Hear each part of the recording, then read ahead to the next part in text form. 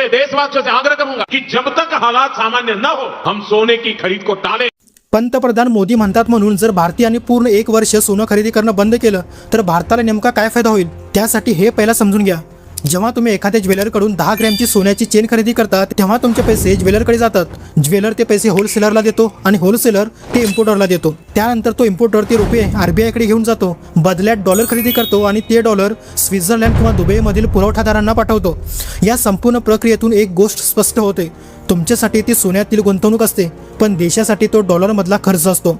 म्हणजेच आपण आपल्या पैशाद्वारे परदेशी देशांना फायदा पोचवत असतो।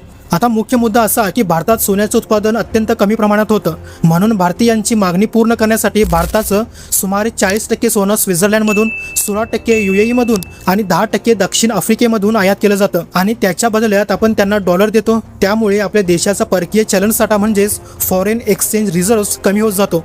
यावर्षी भारताने जवळपास 72 अब्ज डॉलर्सचं सोनं आयात केलं आहे।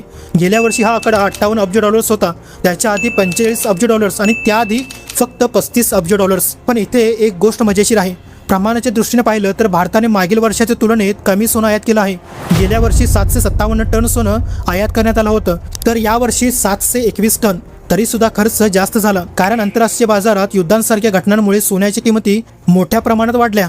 मग प्रश्न असा येतो की जर खरंच संपूर्ण देशाने 1 वर्षांसाठी सोनं खरेदी करणं बंद केलं तर त्याचा फायदा काय होईल?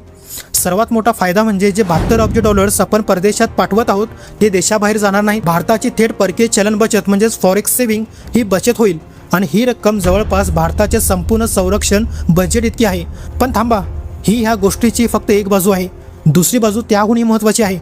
कारण भारतातील 1 कोटीहून अधिक लोकांच्या नोकऱ्या, देशाच्या GDPचा जवळपास 7% हिस्सा आणि अनेक बँकिंग व पैशांचे व्यवहार हे ज्वेलरी उद्योगावरती अवलंबून आहेत। जर का लोकांनी अचानक सोनं खरेदी करणं बंद केलं तर या संपूर्ण उद्योगावर मोठा परिणाम होऊ शकतो।